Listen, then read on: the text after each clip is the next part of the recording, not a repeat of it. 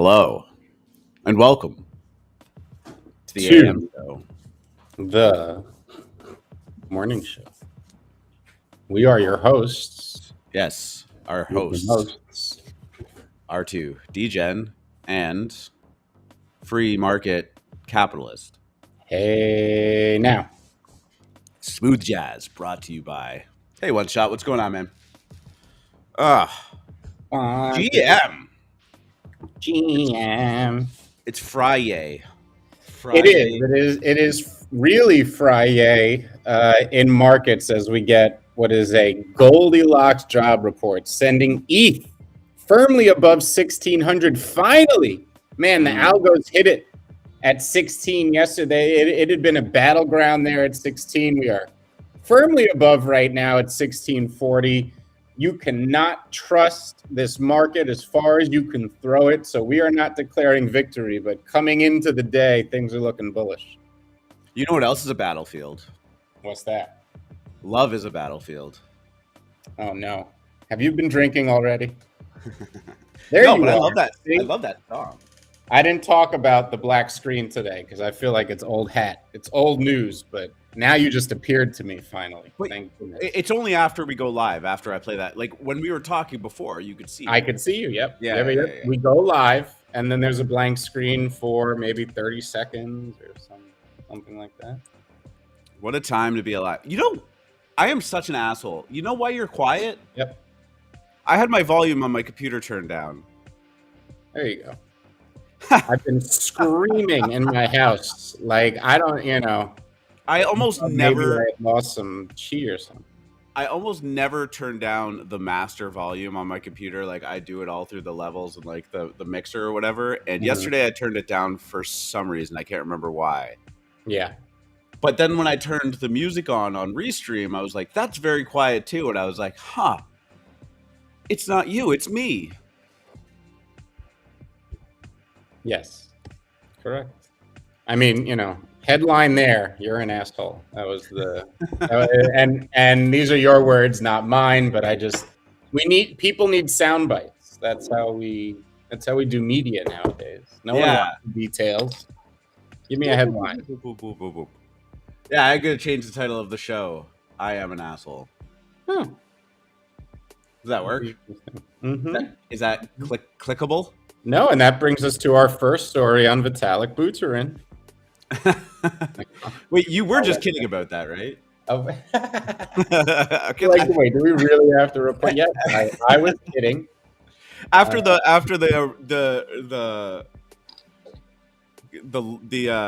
lengthy conversation we had on his bulge the other day, I mean, nothing is off the table. No, look, there is nothing in crypto you wouldn't believe at this point. And I may have made a joke in the pre-show about Vitalik, who is just looking great going into the merge. I think that's a good judge of what's going on. And you have gigantic ETH whales and people whose entire livelihoods in ETH depend on it, who are going to prop that price up into whether it falls immediately afterwards or not. Use it as a kickstand, you would say? Yeah, well, you want ETH to look good. Quite frankly, and I'm not sure whether this is a good thing or a bad thing, it's the only narrative in crypto right now, right? After basically what just should I say only good narrative in crypto right now? And what do we talk about after the merge? What's next? Because the way these things work, it tends not to be anything obvious, and it also just may not be time yet. There just may be a 3-6 month lull before that next thing shows up.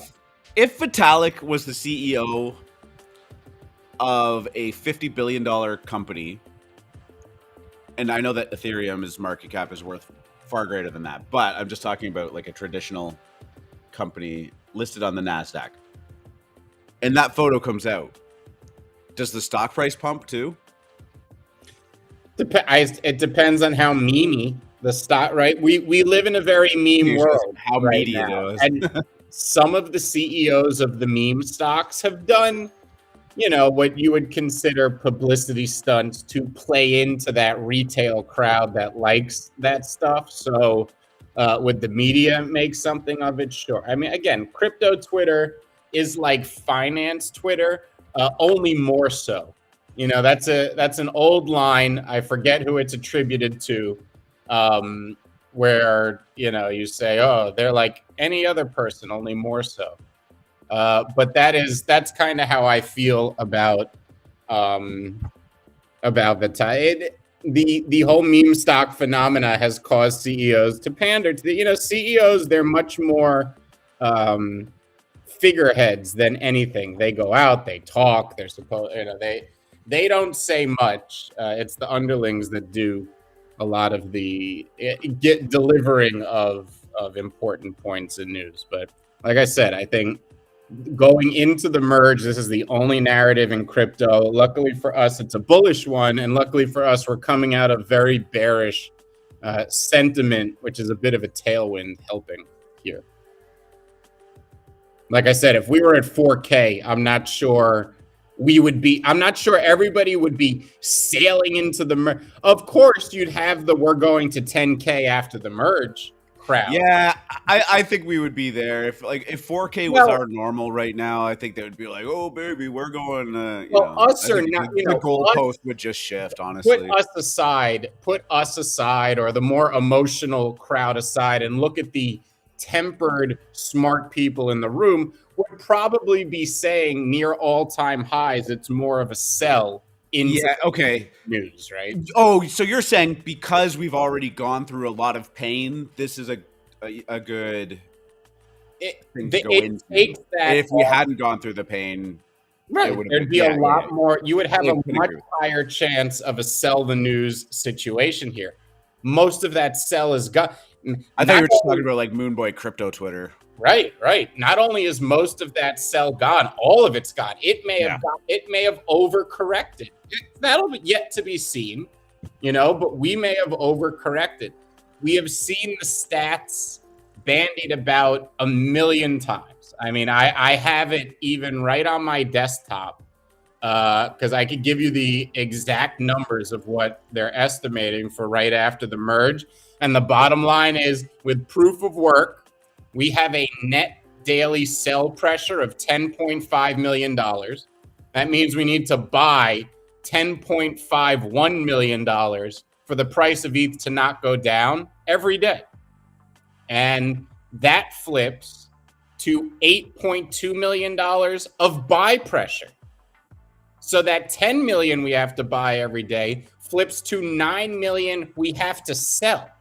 That's accounting for I'll send it over to R2. It's a good one to have. But that's pretty much it. This is going to be very bullish for supply as supply basically drops off and daily buy pressure reverses. Now, by my calculations, if that's the case, then we should be at 100K by December, which is great. Well, I was just going to say, the counter force to that... I could see all the people just like, yes. Right. Well, but the counter force to that is that we know it's going to happen, right? Like, people understand this is coming, know it's going to create a short-term supply crunch, and all of a sudden they're going to find a bunch of supply, right? Because, wow, look, money.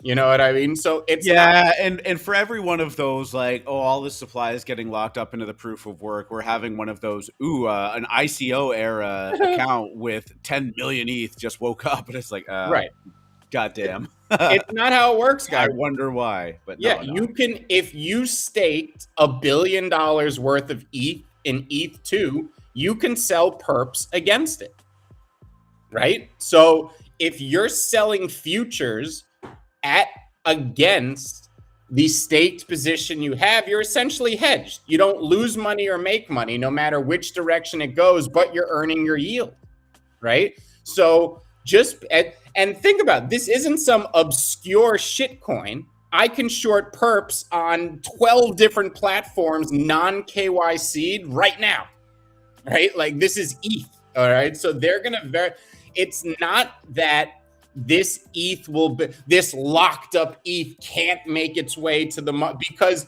maybe the ETH itself can't, but that sell pressure via futures can. Yeah. So this one of the big misnomers of like, ooh, VC's Solana is locked up. Oh, like, yeah. They can sell the wallet. They Yeah, can do all kinds of nonsense. And easier than that. Don't kid yourself. Right. Easier than that. You just go sell perps again. Go sell futures against your position. You just sell them exactly based on the position you had. And you know that it is you're hedged. You have no risk in either direction. And you can do that when you think things are too expensive. Now, if ETH pops to 2,500 after or right before the merge, I would bet people are going to start hedging their staked positions. Now, the converse of that is that sell pressure from perps on futures also has to be bought back. Okay, so if they lock that ETH up for a year, and you're going to get a situation where eventually the selling stops and they have to buy those perps back to now counter the hedge and close the hedge that they made. So that's where the buy pressure goes. The main thing is people are saying on a daily basis, we have about $11 million of ETH that miners sell via the fees that they get. Because of the dynamics, that's going to change to plus 9 million. Doesn't mean ETH can't go down, but that's a very big dynamic shift. It requires more work on the sell side to exactly. Sure. Yeah, exactly. And I just want to quickly ask Cowabunga, who just said, if only you knew how bad things really were. By all means, please expand on it. I don't think that we're saying that we live in a perfect world right now, but I think people are looking for the best case scenarios when you're listening to content and whatnot, right? So, anyways, continue what you were saying. Yeah. And that's basically it. So I think that ETH, the other way I would look at this, and we've talked so much about macro markets this year, given what's been going on with inflation. But here is what happened. If we look back, ETH topped right before the S&P 500, a good amount, like at least 3 or 4 sessions, maybe even a week before the S&P top. And it found a bottom before the S&P did. The S&P is up off its low. I don't know how much. I haven't checked the market since we started looking. I don't know how much we've given back. 39.85 right this moment, or I guess I am 10 minutes behind. But right. Yeah. So we're almost 100 points off the lows there. But when the S&P was making new lows yesterday, ETH was not. ETH was chilling, just holding there. And what I'm pointing out is that ETH has been the best risk on barometer of any asset out there. It led everything on the way up. It paused and went down before anything else. And it's been the most stable during the chop. So when I saw ETH actually start to rally, where I've normally been doing this the other way around, I said, oh, I bet S&Ps are going to rally soon. That is crazy. In my head, that's crazy. That now I'm looking to ETH as to whether risk is going to continue. And I do think ETH is the risk on story right now. It's a better risk barometer than the NASDAQ. And let's provide some quick context there. Of course, ETH started rallying last night? I would say about 12 hours ago. We started going on a little bit of a run. Yesterday, it started up, and then I think that not yesterday. Was it yesterday? Yeah. Or no, it was last time we were on the show. It started up and then and gave it all back. That was on Tuesday, and it kind of dumped pretty violently, and then just put all the work back in to get up. And now, so we are approaching 1650 on ETH. Bitcoin not quite having the same benefits to a run here. It's up 2% on the day, but it's down 6% on the week, whereas ETH is only down about 3.5%.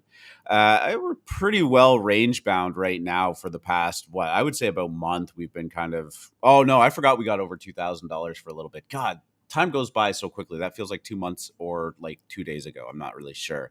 But as I mentioned before, the S&P is sitting at about 39.85. And you mentioned that there was some job reports that came out that are starting to turn things maybe a little bit bullish. this morning we got NFP, non-farm payrolls, and the market has gone from watching CPI. I'm sure at this point you're all familiar with CPI because it's how we measure what consumers are paying for things, and that is the inflation measure that has moved markets dramatically. Well, that has shifted now to the employment picture because the Fed made it very clear last week that they are watching employment as much, if not more, as a barometer for inflation current, because CPI has cooled down. There is obvious disinflationary pressures on prices, commodities, especially gasoline, which continued to make new lows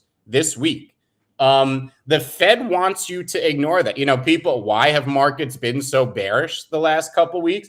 Because the Fed has basically said, no, we don't care that inflation's finally going down. We still want to be hawkish, much to the chagrin of some people. But they basically said until we start to see the employment picture cool, we're not going to take our foot off the gas. So it's like, all right, well, we want employment to cool. Well, what does employment cooling mean? It means on the way to recession or bad economic data points. So the market's essentially rooting for bad news.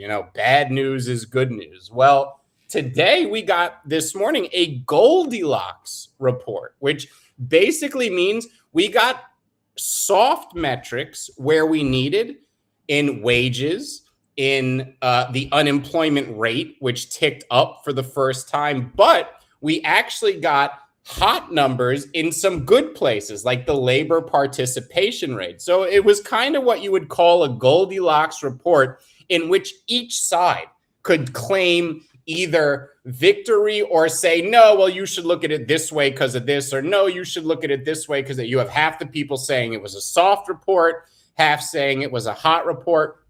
The basic idea here is markets tend to have a setup before a number like this drops, right? So markets had kind of decided what they wanted to do coming into this number. And unless it was really out of bounds, a 3 sigma move in either direction, like really, really hot or really, really cold, markets had basically decided they wanted to be up today. Now, they've given back a bit of those gains. Will they drift lower into the end of the day? Maybe, but they were at 3,900. So they're 100 points off the lows. It would have to drift pretty far to get back down to those lows. The basic thing was today was going to be a relief rally almost no matter what that number was. And we got a kind of perfect number, one that indicates we're starting to go in a direction the Fed wants. So while we're nowhere near there yet, it's the beginning of something good, just like we had with inflation. We were saying that in May and June as inflation was topping. Look, it's not a trend yet, but it's what you want to see in the beginning. And now that trend is sticking. Well, I think you're going to see the same with employment. And the key here is, can we still manufacture a soft landing where employment cools enough to satisfy the Fed, but we don't quite cause a recession? And I actually think they're going to do that. Now, that doesn't mean we'll avoid a recession next year, but I think people have gone too bearish this year. We've overcorrected, and we have to work that off until next year. Yeah, I mean, the universe by nature is looking for balance and whatnot, right? Like we are not too far removed from some of the biggest events that we'll ever see in our lifetime, one being COVID, right? Which, depending on where you're from, that might seem like a more recent thing than others. Here in Canada, like we're finally just starting to get over a bunch of the stuff, whereas in the States, like especially some states, they've been over it for the better part of 2 years now. But I mean, by and large, like just talking about North America or the global scene, like we are now finally putting some distance in it. We were finally just coming to the kind of communal acceptance that it's a thing and it exists and it's not going anywhere. It's time to move on with our lives. Obviously, the Ukraine situation that kind of popped off earlier this year, it's still going on, still looking for resolutions in that regard. But we're trying to get back to those normals, and those normals pre-COVID were doing pretty well for us, right? Like the market was in a great spot, the economy was in a great spot, people had jobs, wages were contrary to what some people say, like they were going up. And I think we're starting to get back to that now. Obviously, any kind of big macro situation, like there's always that China and Taiwan situation that's looming, and people are fearful of, can change that in an absolute minute. But I do think that we're seeing all of those issues kind of being shed over the past 6 months, right? And as they kind of more of it gets shed, people go back to work, people go back to jobs, new businesses open up, and things can kind of return to where we are. Ukraine could do the opposite, right? At any point, because Putin is losing that war. Now, again, I'm not trying to underestimate him, and I'm sure he has more up his sleeve, and no one says he wants to give up. But by every measure, he keeps getting pushed back farther and farther, and it's certainly not going the way that people would have assumed it would have gone before it started, right? Like, yeah, I think if you had put yourself in a position to talk about that before they ever started that invasion, there would be that thing where you'd be like, oh man, Russia would just roll over them and they would have it in a day, right? Like there's just that assumption, but not the case. Russia is a paper tiger, right? They have the ability to destroy things, but they don't have a organized army that has the ability to take anything over without leveling it. Like, look, they have the weapons to level Ukraine, but that's obviously not the goal here. Right. They're not trying to do well. That's not plan A. Okay? When you say level, I mean you're talking absolute destruction, not like this is what the West is worried about, right? Because it's about Putin's ego. It's about trying to understand his mind and what he really wants here. We don't know. I don't know. Not everyone. Some people say he's a madman. Some people say he's a calculated evil genius. Some people say it's all fluff. The media just makes him look that way, and he's just a guy who's gotten lucky sometimes and unlucky. So no one really knows what's going on in his head, but people are worried about plan B. If he feels like he's absolutely lost, is his plan B absolute destruction? That's obviously what we're worried about. And it's why the world is putting as much pressure on without, full scale, like actually attacking Russia. The rest of the world hasn't launched anything against Russian communications or Russian posts on the border of Ukraine. They've supplied Ukraine with arms. I think the underlying point, if we bring it back to financial markets, is while nothing is guaranteed, you have major disinflationary pressure on prices. You have, at least this morning, an employment market that maybe looks like it's starting to cool off. You've had Russia pushed back in Ukraine to the point where there are certain gas lines that there was news earlier this week about certain oil being opened back up.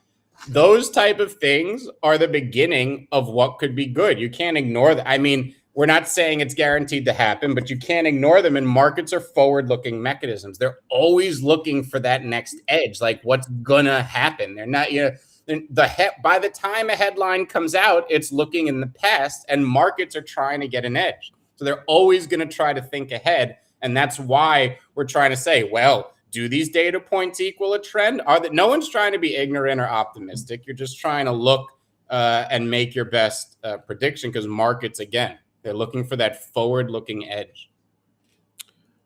For sure. Let's get into some more like Web3 type topics. And one that just popped up that I saw and kind of just reminded me of the Gary V fly fish, which I knew you held at one point and were pretty bullish on the idea of.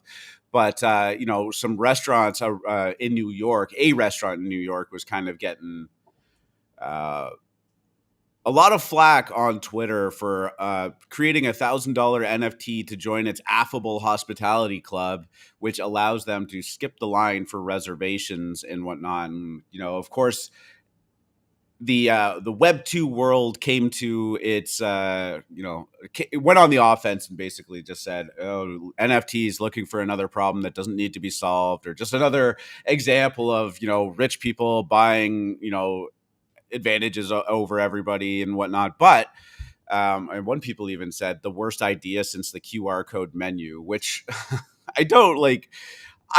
as somebody that worked in restaurants for a long time, the QR code menu was a pain in the ass, but it served a very specific function during a pandemic of not having hands-on stuff that Is needed this to a be. speakeasy? Are they calling it a speakeasy in No, the language? are like the restaurant? Yeah.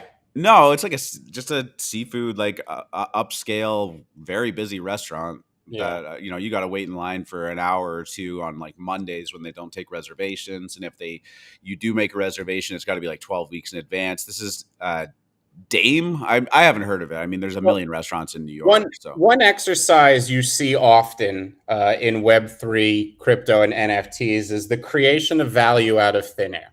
And one thing we stress all the time is that no matter how you formulate your tokenomics or your project or your incentives, value comes from demand, right? And one thing New York has in regards to its bars, restaurants, and clubs is demand. For the good mm-hmm. ones, there's lines, Tons of demand. Yeah. Okay. This is actual NFT utility, and it may not be something for you to flip or mint or move, Well, blah, blah, blah.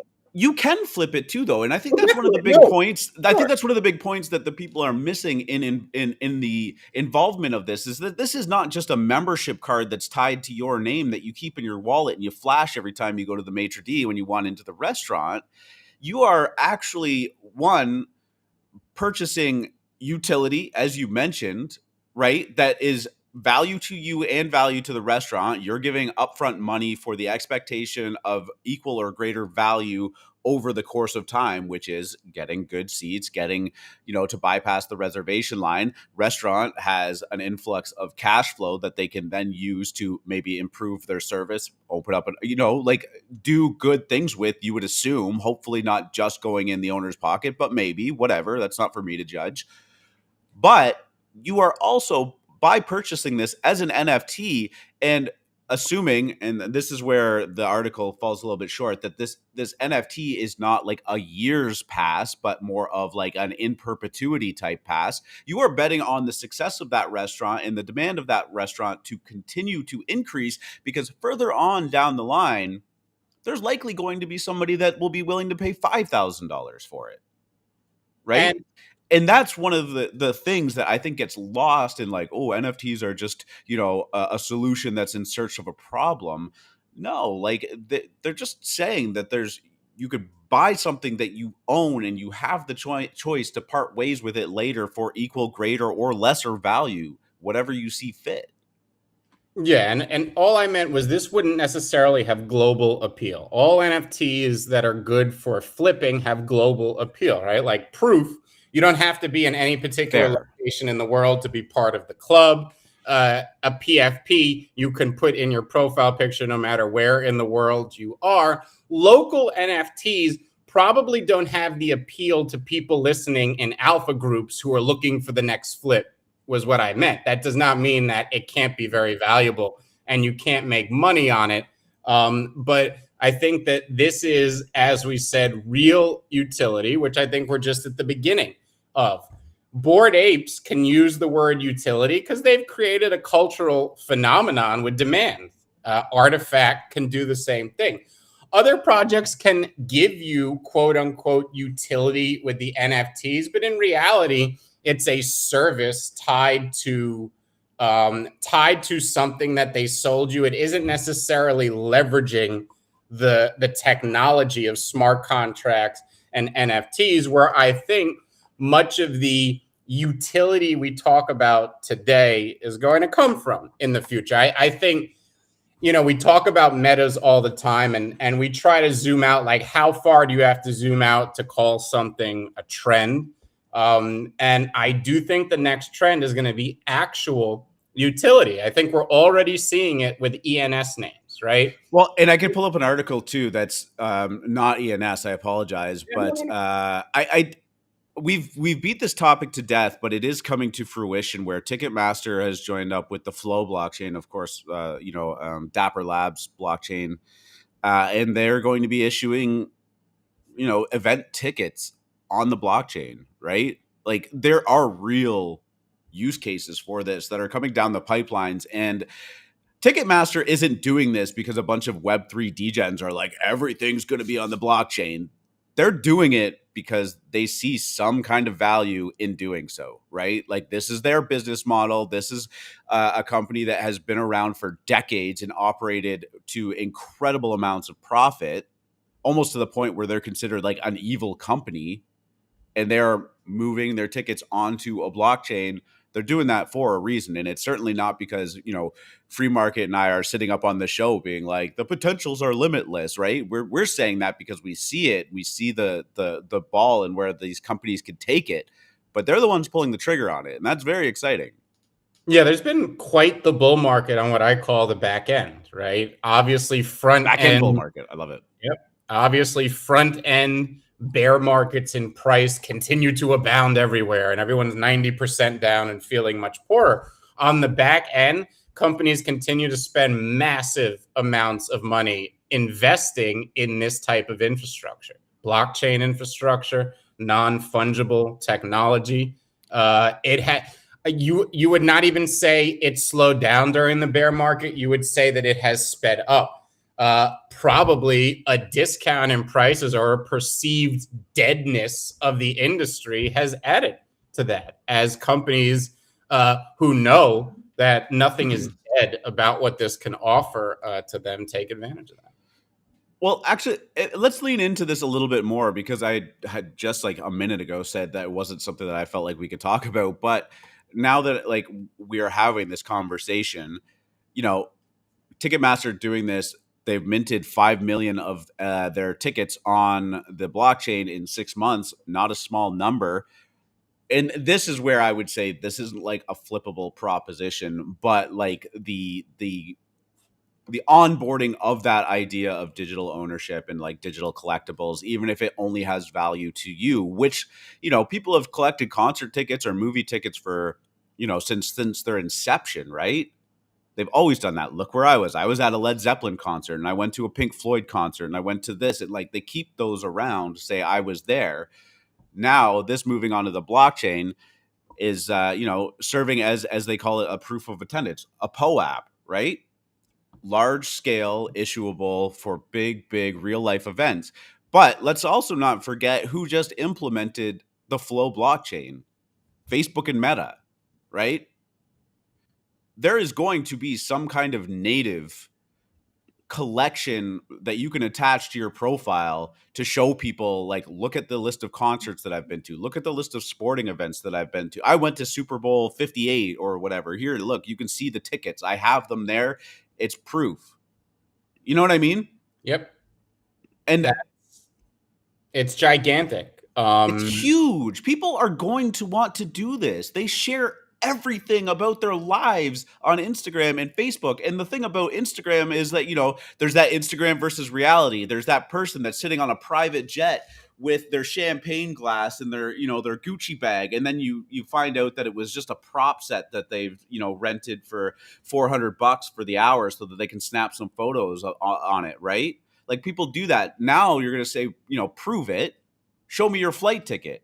Oh, here it is on the blockchain. Right?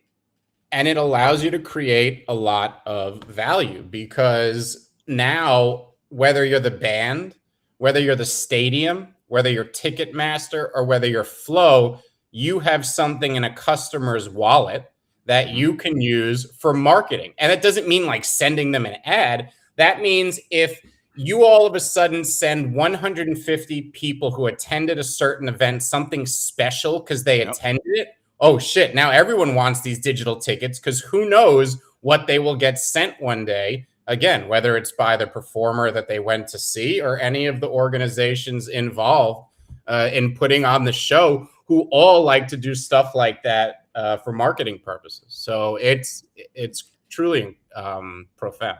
Well, and there's a ton of security implications in this too, right? Like, I don't know if you've ever bought tickets from a scalper, but I've got burned before, right? Too good to be true. Well, there goes $250. Okay, like, I'm not going to lose sleep over it, but now it's all done on an app. Oh, you want to buy this ticket? Look, it's real. Here it is. Transfer it over to my wallet. I give you the ETH, the money, whatever they transact in. good to go. You know that it's real. You know that it hasn't been used a dozen times before that, whatever. So there is, what about all your Web2 ticket stubs? Just use a scanner, man. It's all good. You can just throw them on there. I believe you. And your baseball cards aren't worthless, and neither will your old ticket stubs be worthless if it's too. On the contrary, maybe even more valuable later, simply because they're going to stop producing them. Oh yeah, it won't even be an option eventually. You went to a concert that had a real ticket, bro? What? Phase it out eventually. All right, cool. That was a good topic, actually. I'm glad that we kind of went down that rabbit hole. I was worried that the restaurant conversation was going to be a little boring, but you wanted to bring up the Kaiju marketplace that they dropped yesterday. I'm going to hit the refresh button on this because slick little intro there. I haven't even clicked on the Let's Go button, but hopefully this doesn't blow my ears off when it starts playing because it was loud. Yeah, there it is. I think this is a good proof of concept. So many projects have attempted clunkily to create something like this, and this is a stable utility token. You know, through all this madness, Arway sits at about $1, right? And right now, if you have a Kaiju Genesis, you passively are making about $5 a day from that Genesis, and all of their merch and other both digital and physical items that they have on this website are paid for in the native utility tokens to the Kaiju ecosystem. That would be radioactive waste, R waste, and scale. Can I just sidebar for 1 second? Sure. I also just want to say that, you know, we're getting into this time now where you have a Kaiju Genesis and you're saying it's earning me about, you know, $5 to $10 a day passively and whatnot. This feels so much better now. I mean, it was fun back then when it was like, my Cyberkong is making me $28,000 a day, or like, you know, this is yielding $150 a day just for holding it. That one's making me $10,000 or, you know, $2,000 a week. Those numbers were, again, fun at the time. They're crazy amounts, like $5, $10 a day for owning this NFT. Like that's still good, real value, right? Like I think your average, if you can hold that Kaiju and then once a month you get a t-shirt out of it, or you know, a pair of sweats or a keyboard or something, like, fuck yeah, man. Why not? I mean, you know, I have 2 Genesis Kaijus, $10. That's $300 a month, and to buy one of these right now is about $3,000. Okay, you don't get that type of return anywhere. Like, no, but the numbers are so much more realistic now, and that again makes me bullish, right? Not only that. There are projects like Kaijus who are building things like you're looking at in front of your face, where you could argue they're at a bottom. Maybe they're more valuable than they're sitting at right now. And shit, Kaijus get a better return than any other instrument I could think of out there. If you just paid $3 or $4 grand for a Genesis and you're making basically $3,800 a year, it pays for itself. And who knows what comes down the road. They're constantly expanding the ecosystem, whether it's within gaming, now these physicals, and they put a lot of care into it. I think you hear that a lot. Do I have to own a Kaiju to buy one of these, or I just have to buy in our way? On this initial drop, not only do you have to own a Kaiju, you have to have owned it since mint. They're giving all those people 28 days to buy. Anything that's left over after that will go to any Kaiju holder who wants to purchase it. Going forward, they obviously want to expand the drop so it's not as restrictive. Can you hook me up with some of this? Yeah, you want some? I actually do. Yeah, like I even just as like not like a Web3 like NFT. Like I'm sorry if there's any Mutant Ape or Bored Ape holders out there. That merch, I would not wear it even if I owned 10 Mutant Apes. It looks like you know, it looks like that you know, that hardcore death metal fanatic that I went to high school with that wore like the Slipknot t-shirts and like, or, you know, 5-finger death punch and all that stuff. Like, not my thing. Okay. If you knew nothing about NFTs and crypto, like, this is a nice logo. This is just like good, clean stuff. Like, I like it, you know?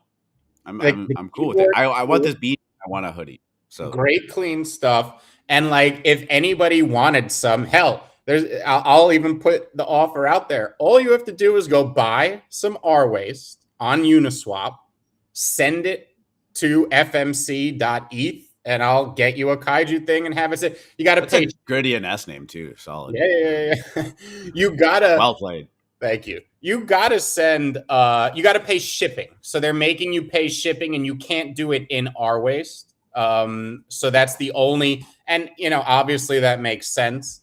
But that's the only contingency here. But yeah, if anybody wants, just buy you the R waste. I think it was at 80 or 90 cents last time I looked. As an example, the hoodies, the t-shirts there between 60 and 150 R waste, depending on which one you want. And exclusive kaiju gear, very cool stuff. And there's a mint there for kaiju holders too. That's going to have future utility. I think it was called the merch card. So if you are a kaiju holder, go mint that for free. I think I paid like $1 in gas earlier today. Yeah. Yeah. This is check these out. I love this. These are called, I forget if it's called augmentables or augments. Okay. Augments, you can purchase this and add this trait to your kaiju. So they're auctions, they're limited edition. You can get this trait, win it in the auction, and then have it applied to your kaiju, mutant, or baby kaiju, depending on which trait you bid on. Man, they're cool. I have such mixed feelings about this because I hate the idea of being able to upgrade your NFT, but if these glasses are one of ones, I think maybe I can get behind it, right? Like, is this just a single like? What if it's What if that's 2 winners? Okay. What if that's tradable? What if you can then, if you drop that thing in somebody else's wallet, they get the sunglasses. So you're not changing your underlying NFT. You've created a new NFT that can temporarily add a trait to your Genesis kaiju until you either remove it or send the thing elsewhere. Yeah. I mean, I'm not really knocking it simply because it's like, if it was just like unlimited supply of these glasses for 100 R waste, it would get a little ridiculous because everybody, you would see every kaiju that had them, right? But like, they did it with suits. They did a free suit. Any kaiju can get one of these. That's a free suit. And I love it for like events because the apes and doodles do it anyway, but then they need like one artist who makes it and you have to find him and get yours so that you This is essentially like if your kaiju needs to wear a suit that day because we have a kaiju event somewhere and we all want to look the same, you click on your little augment there and then you move along. I felt the same way as you are too. I will be honest. I'm a purist. Yeah. I want these to be non-fungible, as the name tends to imply.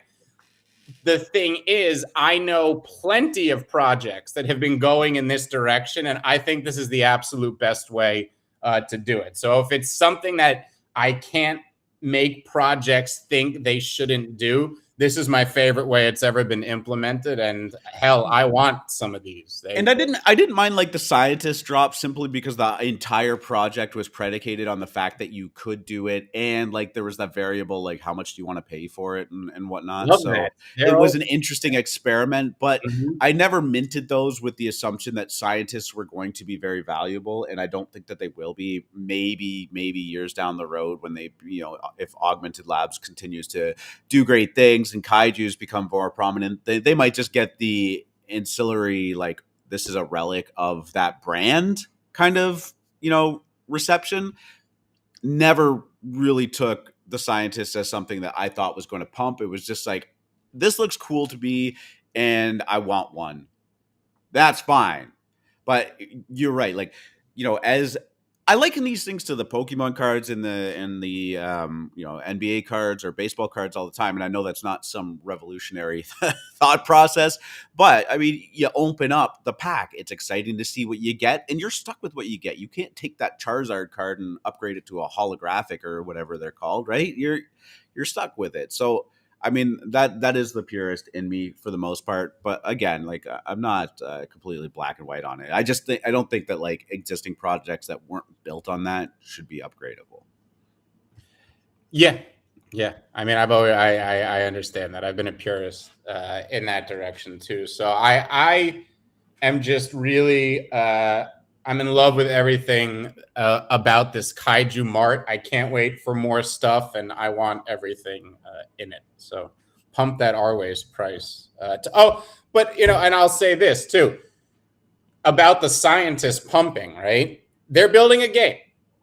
Every company, it is obviously on them to prove whether their game is good and whether it will be adopted by the masses. But if it is, I feel like 50,000 scientists is not a lot. And I'm sure there will be a next thing that is free to mint. Like if 1 million people want kaijus, they're obviously going to release something so that they have a playable thing within the game. I would expect well, we could jump into the Otherside conversation again with this too. Like, I just don't think, and I think Augmented is on board with this. I know Etherorcs are on board with this. Like, the game just has to be playable, wallet or not, NFT or not, right? Like, there has to be some way for somebody to just be like, oh, that looks cool, I want to play it, download, and then they jump into the game within 5 minutes. Not like, now I have to set up a MetaMask. What is that? Oh, now I have to buy crypto. How do I do that? Oh, I have to KYC on Coinbase. Now all of a sudden that 5-minute process has become a 2-day process, and they've lost interest, right? Mm-hmm. So I think Kaiju is probably going to lean in that direction, whereas if you have an NFT, here's a bonus for you. If you don't, still play, still enjoy. Yeah. Man, Star Eater, a 1 of 1 too. Oh, that was the one I was looking at also. That shit's crazy. And, you see it too. You could see Scales and Arways pumping. Because wealthy people who want these things are just going to go to the open market and buy it right off Uniswap. This is the type of thing where if you told a gamer this was going on, they'd be like, okay, whatever, that's cool, but I'm not going to stop playing Fortnite just because you're the thing is, when Fortnite integrates this, they'll never want to go back. I know I make that point all the time, but for us who come in the opposite direction, and this is the appealing part, like we think of it backwards, you know what I mean? Like this is the part we want, is the benefits of the blockchain or whatever. And it's going to be, as adopted by the masses, it'll be a backwards process in that sense. But it's nice to see the runway here, because I think, man, even Etherorcs, Star Wolves, which has had a very nice pump over the last few, people are underestimating what these projects are about to do and how much money is about to flow into Web3 gaming. Digi Daigaku, whatever, Limit Break, Gabriel Layden, those guys, $200 million. Proof just got $50 million. I know not a P2E game, but they are releasing a token, and it is a Web3 based company. Again, you say, oh, the economy, risk off, all the money is still flowing into this stuff, and if I'm sure there will be a day where, like, what did Yuga raise at, a $5 billion valuation? Oh yeah, right, crazy. And I know that was in the peak of the market, but if Kaiju puts together a solid pitch deck and starts pitching this to VCs, God, give them the money. These it'll happen. Yeah, these are normal lines in the VC and the stock world. They're still large amounts. I mean, 200 million is nothing to snuff at, but these are the type of investments you see in traditional investing. In crypto, we're always hearing, $15 million round A for this company and 27, and that's great. That's all good stuff. But real companies that have mass appeal with their games, they're going to start getting these very, very big investments from VCs. And as I've said before, the second and third tier, or at least ones perceived as second and third tier games, are going to see those second and third tier VCs come in and say, well, we need Web3 gaming. We need that exposure. We need this on our books. I'm gonna throw the Otherside little trailer up there again on the side while we're talking about this stuff because it's nice to look at. But I see in the chat a bunch of people, the homies, one shot dude here, Catfish. What's up, guys?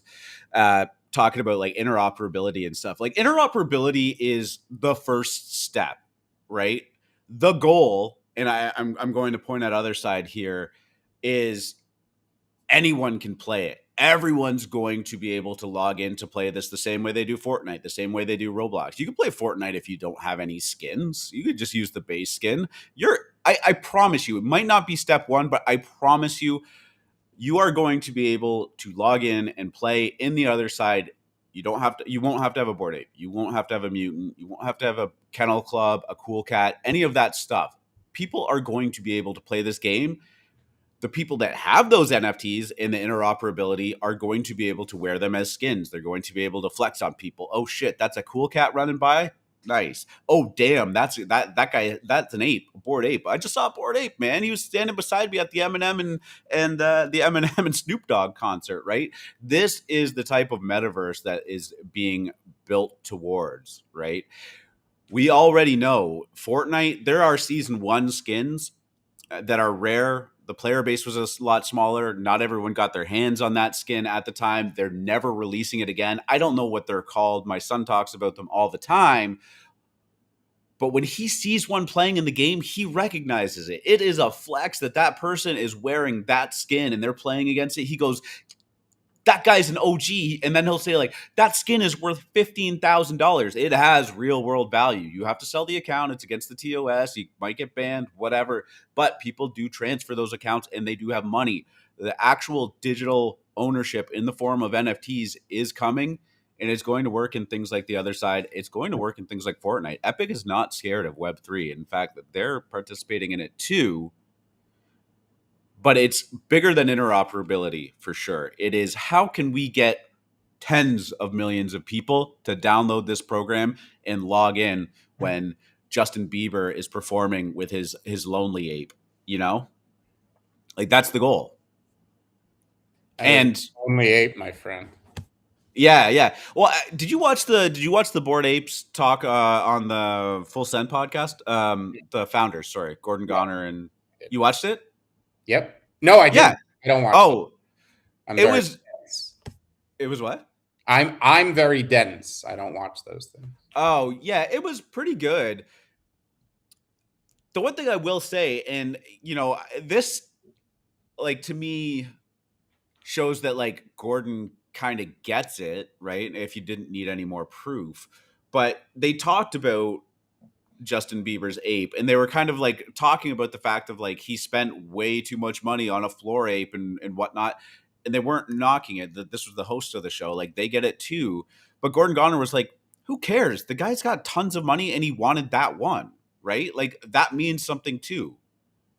And I loved hearing them talk about the same things that we talk about, talking about them in the same frame that we talk about too. It wasn't about the $1.2 million when an equivalent ape was going for 400,000 or 500,000. Sure, he overpaid.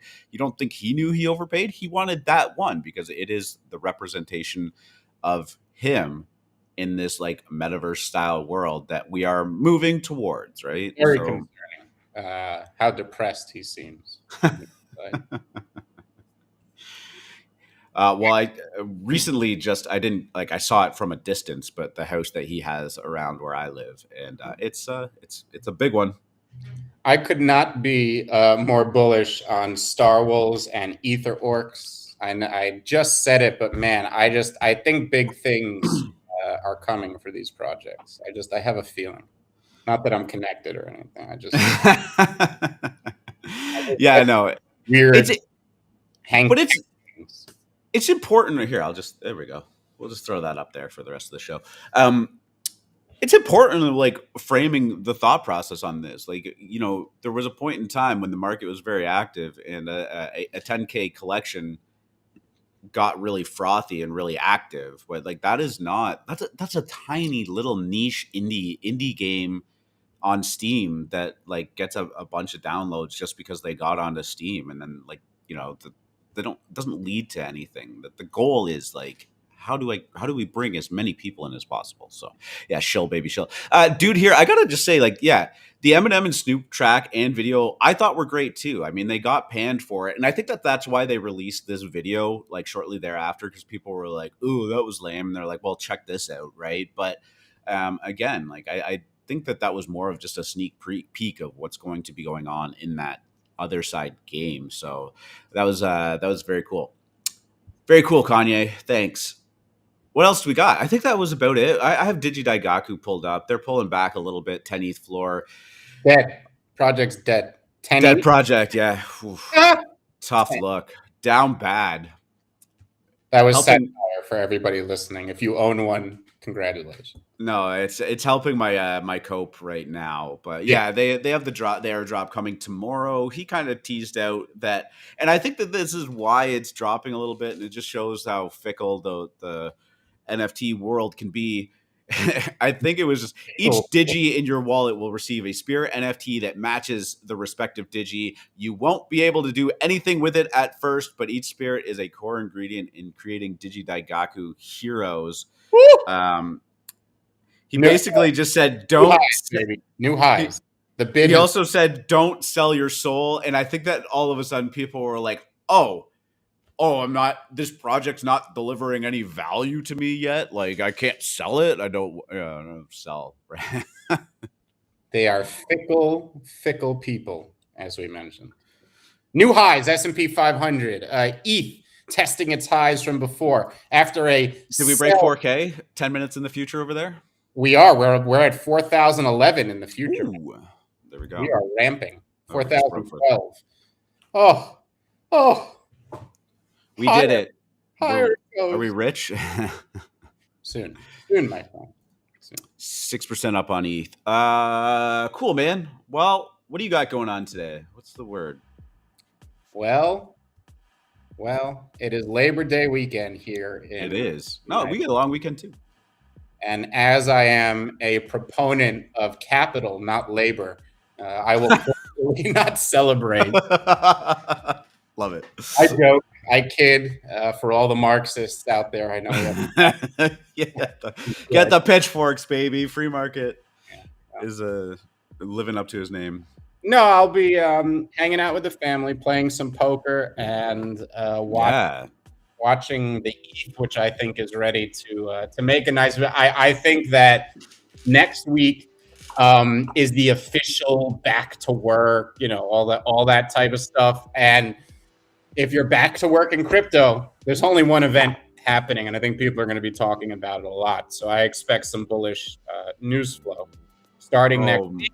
One note of caution: the Labor Day weekend, the week after, when we come back, is seasonally bearish. I am a big proponent of seasonality, a big fan of seasonality. This year is different. We had our major pullback the last 2 weeks of August. Why? Everyone thought we would be up the last 2 weeks of August and down the first 2 weeks of September. And you know me, I like to take the other side. As September starts, I do think we're going to have a good couple weeks here. But maybe we do have that knee-jerk, here comes seasonality reaction Tuesday, Wednesday. Hopefully we do, and we get another little nice buy opportunity. But yeah, my friend, I am targeting 25.50 into mid to late October. I do think we're going to buck the trend a little bit, and ETH could go higher depending on the macro tailwinds. We really need that data to continue to come in soft on inflation for those extended targets, but 25.50 into the merge. I'll call it here. If I'm wrong, forgive me, but that's my feeling. I just saw in the Degen Dojo Drip shared this. And where's my boy? Who was it that used to always troll me about the bear market bears in the chat there? Was it Luquis? No. I can't remember. No, one of the guys. Oh, bear market bears is pumping, and then of course I'd have to go check. They just tweeted out something, and I don't have any hope for it. Probably went to go to the settings of his Twitter and accidentally clicked his other account and was like, I guess I'll just tweet something from this account. Why not? Yeah. I'm here now. I might as well do New it. highs, baby. New highs everywhere. It's going higher. It's going higher, R2. Small technical note: if the S&P closes above 4,060, we're at 4,015 right now. It is technically bullish. For the technicians out there, we have a few market technicians in the crowd. Oh, I'm opening up the hidden folder. Oh my God, you're Lucy with the football. They're never coming back, R2. Emails. I don't think that they what do you mean check my emails? No. You'll get the emails if the collection comes back because you'll see the offers start. Well, I have my WETH offer threshold set for like 1 ETH, which is probably too high, but no, yeah, in the bear you got to set it down so that those dust things come back. You can quickly get rid of that hidden stuff. Man, these things are ripping. No, they're not. I'm just kidding. Last sale 12 You're looking at the S&P because this thing is ripping. You know what? I don't need this. 1650 on ETH. Mocking me. All right. I'll take it. Take it. 25.51. I'm going to get specific. 25.51. I'm going golfing tomorrow. I'm very excited about that. Oh, sweet. I'm jealous. I'm trying to do that a lot. I bought a new... you know what? We talk about poker a lot on this show. I know you just mentioned... Just the quick TLDR. How's it been going? You getting your thing back? I have had a very, very good 2 weeks. There you go. Without getting into specifics, I did make another final table last night. That's 2 final tables in the last. I violently rivered twice last night to get knocked out in 5th place when I actually was pretty dominant and had a good shot at taking the whole thing down. That's always frustrating as a player. Yeah. People. Obviously, the money's good. It's not about the prop, but you're competing, right? It's just about the competition. You were there. If the best player always won, poker would not be a popular sport. For sure. And it feels great. I mean, I have missed golf and poker immensely, and I picture. Oh, I didn't know you golfed. Filled with it. Oh, I didn't know you golfed. Yeah. You were a poker degen, so the golfing goes hand in hand. Golfing goes hand in hand. Though I played golf long before I was a poker player, and I always used to steal this joke because it made non-players or civilians laugh. But I always said my first book was going to be called "How I Made $1 Million Playing Poker," and my second book was going to be "I Lost $1 Million Playing Golf." That's a Doyle Brunson line, and shout out to Doyle Brunson! Happy birthday! Still competing. Was that today? Yeah, last week I want to say it was recently. It was very recently. Still competing. In some of the most expensive cash games in the world and plays the occasional tournament now and again. Now, tournament poker is a young grind. Oh, yeah. It's a young man's game. Cash. He's got to be what, 90? 87, I want to say. Yeah, you don't sit in a tournament chair for 12 hours a day when you're that age. Yeah, it's hard. It's hard as a 35-year-old. Yeah, he'll get into like the high roller event now and again because it's usually only a 200-person tournament of pros. But like grinding through a 10,000-person main event at 90 years old, like, hey, I'm sure he could. He does play the main event though, doesn't he? Or I think he does. Makes the appearance. He probably just plays super aggressive, and that's what I was gonna say. You can't think he doesn't. At that point, you're just like, you know what? I'm either going to run this fucking thing over in a day or I'm going home because I can't, Yeah, he doesn't care. Yeah, man. You know what? Golf, funny sport. I inherited a pretty nice set of irons and wedges and putters not too long, a couple of years ago.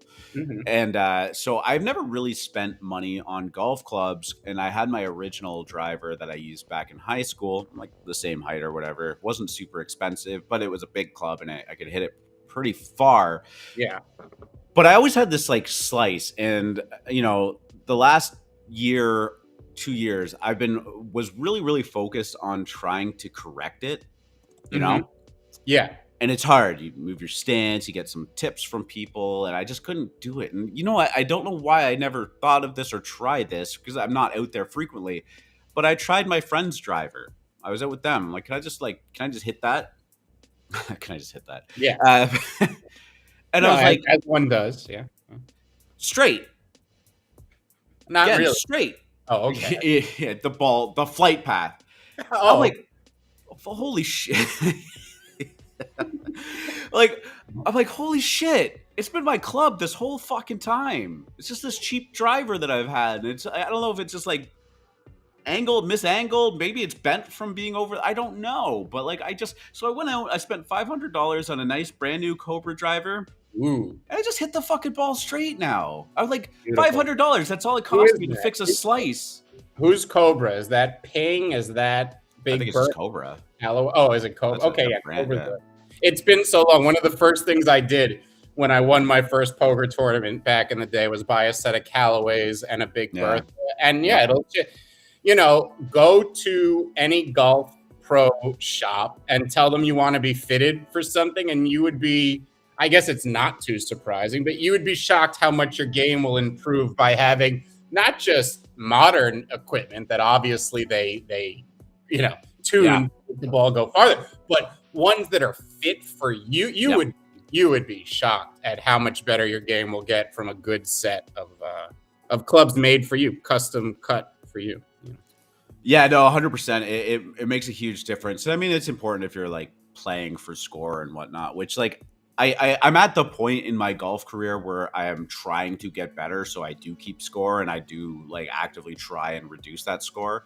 But it also just a great sport to go out with the homies and drink a couple beers and just whack the ball around too, right? Like it's And I am a break of dawn golfer. My favorite time to golf is as early as possible, 6 a.m., 7 a.m. links.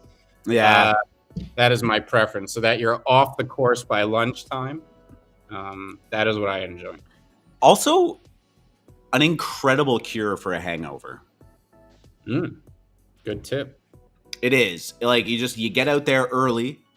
You got the tee time. You got to go honor it. You got people that you're meeting up with. You just get out there, you go, and by the fourth hole, fifth hole, like you feel right as rain, man.